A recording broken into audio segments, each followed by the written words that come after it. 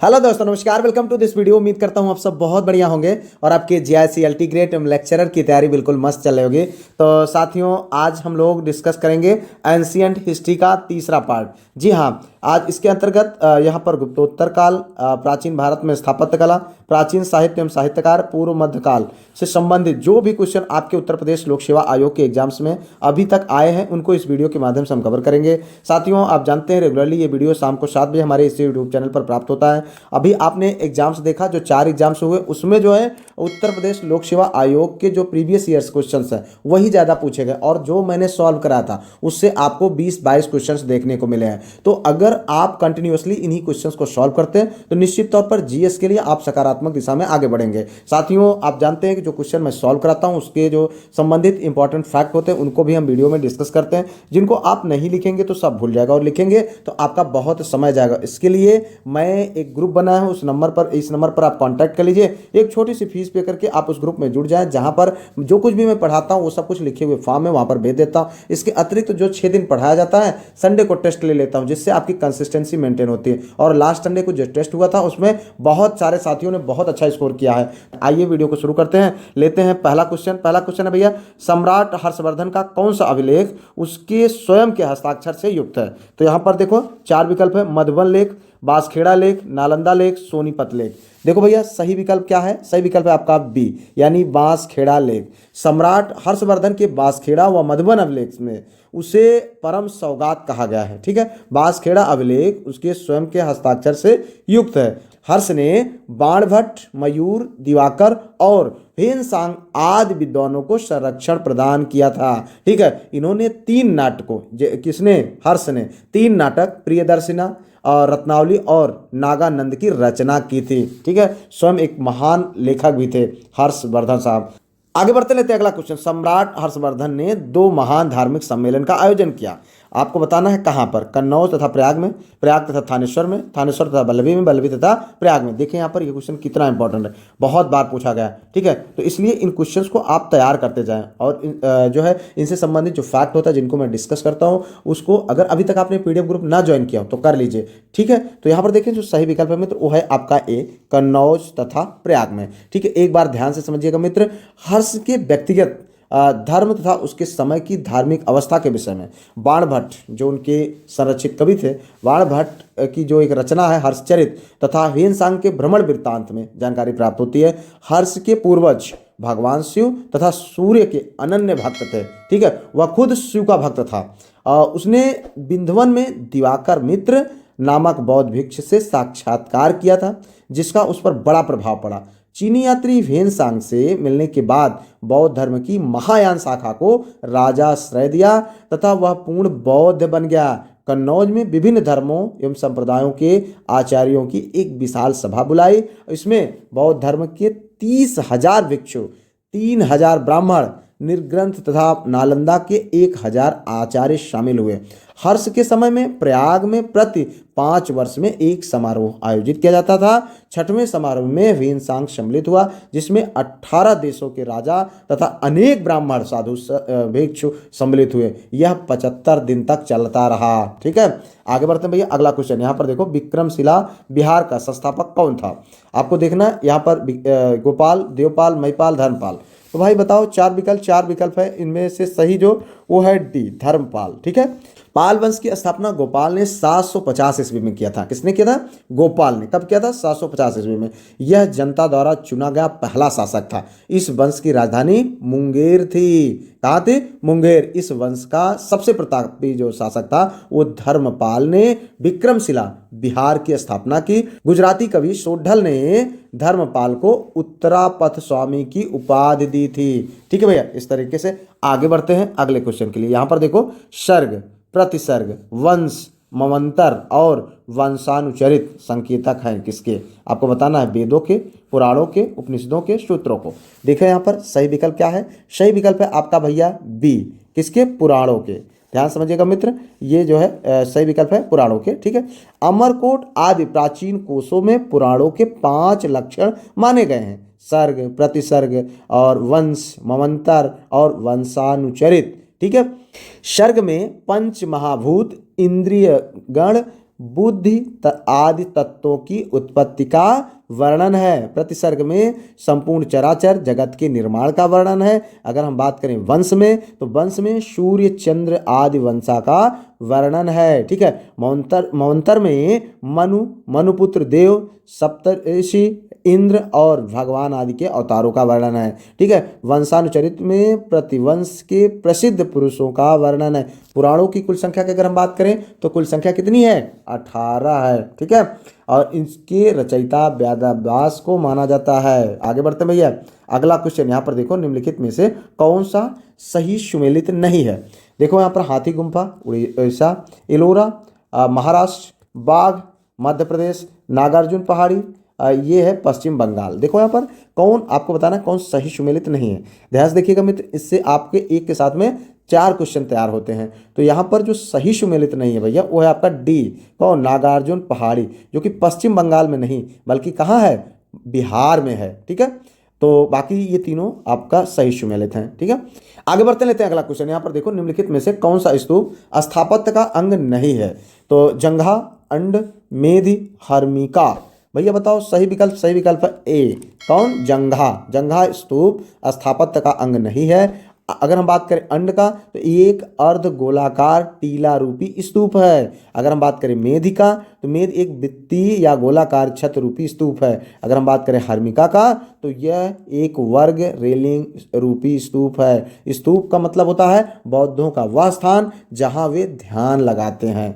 आगे बढ़ते लेते हैं अगला क्वेश्चन। निम्नलिखित अजंता की गुफाओं में से किसमें पद्मपाणि अवलोकितेश्वर का चित्र पाया गया है? गुफा संख्या 24, गुफा संख्या 1, गुफा संख्या 5, गुफा संख्या 16। देखो भाई इंपॉर्टेंट, इस तरीके के क्वेश्चन आपको भी आपके एग्जाम्स में देखने को मिल सकते हैं। ठीक है। क्योंकि अभी आपने देखा प्रीवियस ईयर से क्वेश्चन उठाए गए और चारों विषयों में आपने देखा बिल्कुल प्रभाव रहा। तो आप इन क्वेश्चंस को बिल्कुल इग्नोर नहीं कर सकते। सही विकल्प इसका क्या है मित्र? गुफा संख्या 1 है। ठीक है। अजंता की गुफा संख्या 1 में पद्म अवलोकितेश्वर का चित्र, मार विजय एवं शिव जातक की कथा का चित्र चित्रित है। गुफा संख्या 2 में सर्वनाश तथा माया देवी की चित्र का, तथा गुफा संख्या 16 में गृह त्याग से संबंधित चित्र और मरणासन राजकुमारी का चित्र है। अजंता की गुफा महाराष्ट्र के औरंगाबाद में है। आगे बढ़ते लेते हैं अगला क्वेश्चन। निम्नलिखित में से किस शैलकृत गुफा में 11 सिरों के बोधिसत्व का अंकन मिलता है? अजंता, एलोरा, कन्हेरी, कार्ले। तो सही विकल्प है मित्र कन्हेरी। क्या है? कन्हेरी। देखो यहाँ पर कन्हेरी गुफाएं मुंबई शहर के पश्चिम क्षेत्र में बसे बोरीवली के उत्तर में स्थित है। ठीक है। इनका निर्माण 3री शताब्दी से लेकर 9वीं शताब्दी के बीच हुआ। यहाँ एक ही पहाड़ को तराशकर 109 गुफाओं का निर्माण किया गया है। ये सभी बौद्ध गुफाएं हैं। यहाँ पर बुद्ध की अलग अलग मूर्तियां हैं। इसी गुफा में 11 सिरों वाले बोधिसत्व की प्रतिमा प्राप्त हुई है। हीनयान अवस्था का विशालतम व सर्वाधिक विकसित शैलकृत चैत्यगृह कार्ले में है। जुन्नर के चैत्यगृह का निर्माण अधिकांशतः यवनों के दान से हुआ है। ठीक है। आगे बढ़ते लेते हैं अगला क्वेश्चन। अजंता में कुल कितनी गुफाएं हैं? देखो यहाँ पर 29, 30 और 33, 36।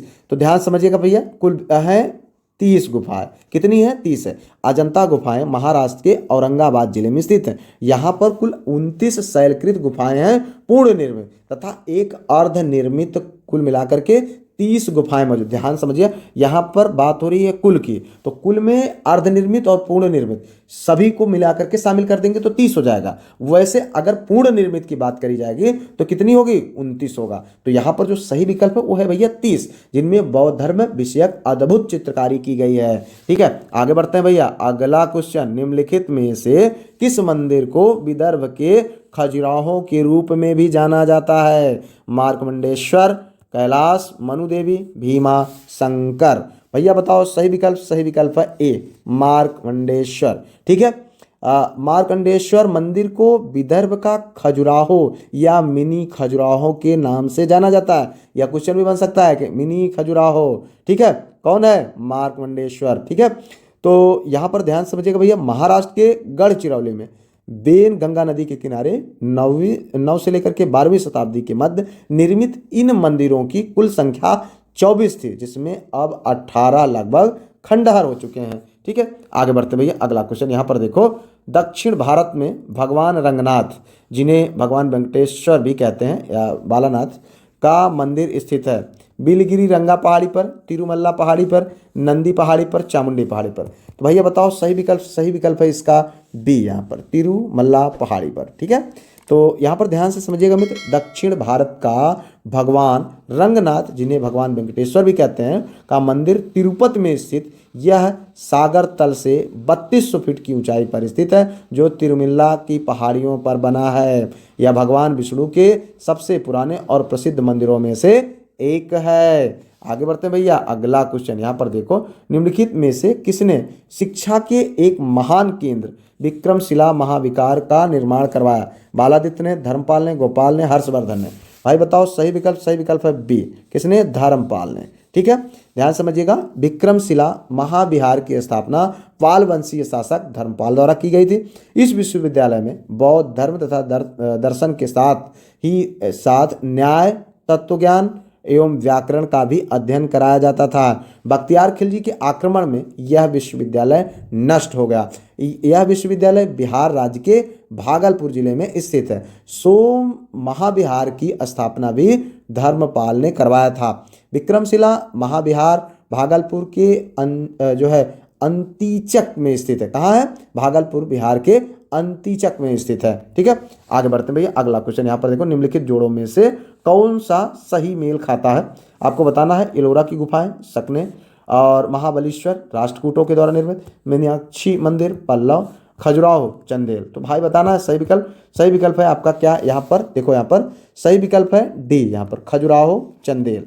ध्यान समझिएगा, बुंदेलखंड के चंदेल शासकों ने 9वीं शताब्दी में से लेकर के 12वीं शताब्दी के बीच खजुराहो, जो कि छतरपुर मध्य प्रदेश में स्थित है, विश्व प्रसिद्ध मंदिरों का निर्माण करा। खजुराहो चंदेलों की दूसरी राजधानी थी। इनकी प्रारंभिक राजधानी कलिंजर, जो कि महोबा उत्तर प्रदेश में यहाँ बिल्कुल हमारे पास में स्थित है। ठीक है, एलोरा की गुफाओं का निर्माण राष्ट्रकूट शासकों के समय 7वीं से 9वीं सदी के बीच महाराष्ट्र के औरंगाबाद जिले में हुआ। एलोरा के गुहा मंदिर हिंदू, जैन तथा बौद्ध तीनों धर्मों से संबंधित है। महाबलेश्वर के रथ मंदिरों का निर्माण पल्लव शासक नरसिंह वर्मन प्रथम ने किया था। मदुरई में मीनाक्षी मंदिर का निर्माण पांड्य शासकों द्वारा किया गया है। आगे बढ़ते हैं भैया अगला क्वेश्चन। सूची 1 को सूची 2 से सुमेलित कीजिए तथा सूचियों के दिए गए कूट का उपयोग करके सही उत्तर आपको चुनना है। ध्यान समझिएगा, यहाँ पर 4 2 3 1, 3 4 1 2, 4 3 2 1, 2 1 4 3। तो ये है भैया सूची 1, सूची 2, इसका आपको मिलान करना है। इन्हीं कूट के माध्यम से आपको बताना सही विकल्प। तो यहाँ पर जो कूट के माध्यम से जो सही विकल्प है वो है 4 2 3 1, मानी पहला सही है। तो इसके हिसाब से अगर हम इस मंदिर और इस स्थान का सुमेलन करेंगे तो पहला क्या हो जाएगा? 4। ठीक है, उसके बाद हो जाएगा 2, उसके बाद फिर हो जाएगा आपका 3, उसके बाद फिर क्या हो जाएगा? 1। ये आपका सही सुमेलन होगा। तो इस तरीके से अगर आप देखें, पद्मनाथ स्वामी मंदिर कहाँ है? तिरुवनंतपुरम में है। शिव मंदिर कहाँ है? तंजापुर में, तंजावुर। श्रीरंगम में, ये है कहाँ? त्रिची में। और उसके बाद सूर्य मंदिर की बात करें तो कहाँ है? पाटन में। इस तरीके से आपने देखा। आगे बढ़ते हैं भैया अगला क्वेश्चन, यहाँ पर देखो। मैगस्थनीज द्वारा लिखित पुस्तक का नाम निम्नलिखित में से क्या है? दीपवंश, कपूर मंजन, भूगोल, इंडिका। बहुत सरल है, आप सब जानते हैं इसको, बहुत आसानी से बताएंगे। तो यहाँ पर है सही विकल्प डी, इंडिका मेगास्थनीज द्वारा लिखित मौर्यकालीन एक पुस्तक है, लेकिन मूल पुस्तक अब उपलब्ध नहीं है। मेगास्थनीज यूनान का एक राजदूत था जो चंद्रगुप्त के दरबार में आया था। इस पुस्तक में मौर्य साम्राज्य की राजधानी पाटलिपुत्र का उल्लेख हुआ है, जो भारत का सबसे बड़ा एवं सुंदर नगर है। यह 305 ईसा पूर्व में मौर्य दरबार में आया था। ठीक है, आगे बढ़ते हैं भैया अगला क्वेश्चन। यहाँ पर देखो, निम्नलिखित में से कौन सा जोड़ा सही सुमेलित नहीं है? तो यहाँ पर है लाइफ ऑफ एंसांग ह्यूली, the natural history Ptolemy, Historiae Philippicae Pompeius Trogus, और उसके बाद द हिस्ट्रीज हेरोडोटस। आपको बताना भैया सही विकल्प। देखिए यहाँ पर सही विकल्प है बी, द नेचुरल हिस्ट्री, जो कि टालमे। ठीक है, ये उनके द्वारा नहीं बल्कि प्लिनी एक रोमन लेखक प्रकृतिवादी, दार्शनिक और सेनानायक था। द नेचुरल हिस्ट्री नामक पुस्तक इसी ने लिखा था, टालमी ने नहीं लिखा था। किसने लिखा था? प्लिनी ने लिखा था, ध्यान समझिएगा। और टालमी प्रख्यात ज्योतिर्विद और भूगोलवेद था, वह गणितज्ञ था। उसके ग्रंथ थे गाइड टू जियोग्राफी, अल्मागेस्ट, एनेलिमा, ये इस तरीके से इसकी जो रचनाएं थी। द नेचुरल हिस्ट्री किसकी थी? प्लिनी की। ठीक है, आगे बढ़ते हैं। अगला क्वेश्चन यहाँ पर देखें, मंडन मिश्र किसके शिष्य थे? तो शंकराचार्य के, रामानुजाचार्य के, कुमारिल भट्ट के, सुरेश्वराचार्य के। आपको बताना भैया सही विकल्प। सही विकल्प है सी यहाँ पर, कुमारिल भट्ट। देखो भाई, अभी तक आपने वीडियो लाइक नहीं करा है, कर दीजिए, ठीक है। और शेयर, सब्सक्राइब, हाइप करना बिल्कुल भी ना भूलें भैया। देखो यहाँ पर जो सही विकल्प है वो है आपका कुमारिल भट्ट। तो मंडल मिश्र की कुमारिल भट्ट के शिष्य थे। कौन थे? मंडल मिश्र जो है ये कुमारिल भट्ट के शिष्य थे। पंडित मंडल मिश्र का जन्म 8वीं शताब्दी के मध्य में मिथिला के महिषी ग्राम में हुआ था। ये अद्वैत वेदांती थे। उन्हें आदि शंकराचार्य के समकालीन माना गया तथा उन्होंने आदि शंकराचार्य से शास्त्रार्थ किया। मंडल मिश्र की प्रमुख रचनाओं की अगर हम बात करें तो विधि विवेक, ब्रह्मासिद्धि, नैष्कंभ सिद्धि आदि इनकी प्रमुख रचनाएं हैं। ठीक है, इस तरीके से आगे बढ़ते भैया। अगला क्वेश्चन देखें यहाँ पर, गीत गोविंद का रचयिता कौन है? तो विद्यापति, सूरदास, जयदेव, मीराबाई। भाई बताओ सही विकल्प। सही विकल्प है सी, जयदेव। ध्यान समझिएगा मित्र। तो गीत गोविंद के लेखक जयदेव लक्ष्मण सेन के दरबारी कवि थे, जिसमें राधा कृष्णन के श्रृंगारिक चरित्र का वर्णन किया गया है। इससे काव्य कला, काम कला और संगीत कला समान रूप से प्रवाहित की गई है। आगे बढ़ते लेते हैं अगला क्वेश्चन। यहाँ पर देखो, निम्नलिखित शासकों के नाम सही कालक्रमानुसार संयोजित कर अपना उत्तर नीचे दिए गए कूट में चयन करना है आपको। देखिए यहाँ पर विद्याधर, धंग, यशोवर्मा, कीर्तिवर्मा, तो ये है आपके कूट। इनके अनुसार आप इनको जो है सही करना है। तो देखना यहाँ पर जो सही विकल्प है मित्र वो है आपका पहला, 3, 2, 1, 4। ठीक है, पहले नंबर पर क्या? 3 में अगर हम बात करें तो यशोवर्मा, इनका जो शासनकाल 930 से 950। अगर हम बात करें धंग का, फिर उसके बाद दूसरे नंबर पर धंग है, धंग आएगा 950 से 1002। फिर उसके बाद विद्याधर आएगा 1019 से लेकर के 1029 आएंगे। ठीक है, उसके बाद कीर्तिवर्मा 1060 से 1100। इस तरीके से जो है आगे बढ़ते हुए क्रम में आपका ये राजाओं की श्रृंखला है।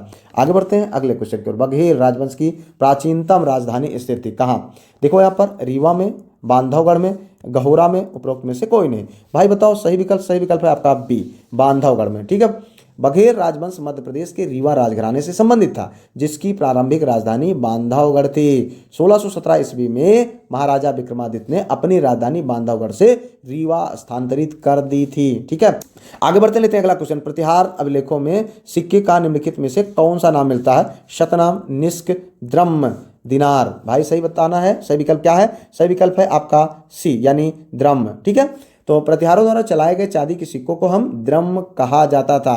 भोज द्वारा चलाए गए सिक्कों पर उसके द्वारा धारण की गई उपाधि आदिवराह एवं प्रभास का उल्लेख है। आगे बढ़ते हैं भैया। अगला क्वेश्चन, निम्नलिखित में से किस राजवंश में फूफी की पुत्री के साथ विवाह वर्जित नहीं था? ध्यान से देखिएगा यहाँ पर, निम्नलिखित में से किस राजवंश में फूफी की पुत्री के साथ विवाह वर्जित नहीं था, यानी बुआ की लड़की के साथ शादी कर लेते थे। तो आपको बताना भैया, यहाँ पर है राष्ट्रकूट, इक्ष्वाकु, विष्णु कुंडिन।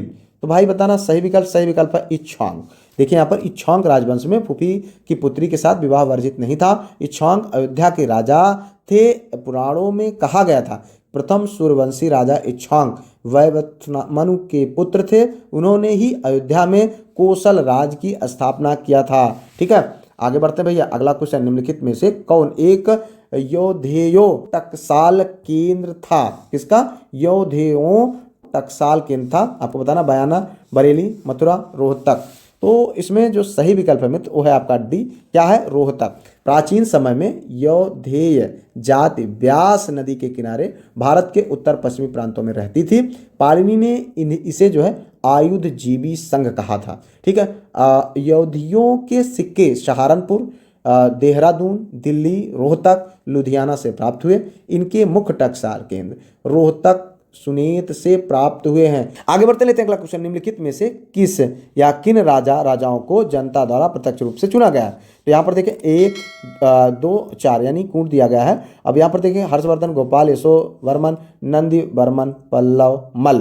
तो 1 2 4 2 3 4 2 4 2 3, तो भैया 2 तो देखो कॉमन आ गया सब में, मतलब गोपाल तो है ही है, ठीक है। उसके बाद अगर हम इस तरीके से इसका सही आंसर देखें तो हो जाएगा भैया सी। कौन सी? 2 और 4, नंद वर्मन, पल्लव, मल्ल और गोपाल, यही 2 थे। शशांक की मृत्यु के पश्चात 637 ईस्वी में लगभग 1 शताब्दी तक बंगाल में अराजकता तथा अव्यवस्था का वातावरण व्याप्त रहा।